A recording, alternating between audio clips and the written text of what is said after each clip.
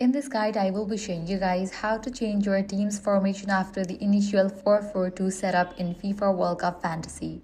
Let's get started. First, navigate to the official website of FIFA World Cup Fantasy.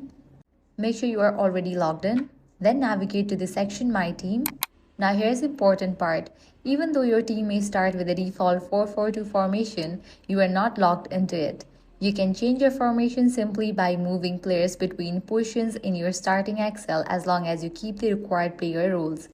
Goalkeepers, defenders, midfielders, and forwards within the allowed limits. To do this, click on a player in your lineup and select Sub Out.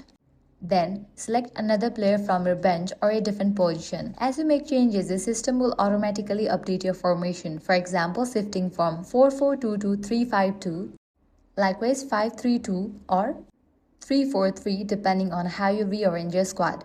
Just remember, you must always maintain a valid formation, meaning you need at least the minimum required number of defenders, midfielders, and forwards. If your lineup becomes invalid, the game will prompt you to fix it before saving.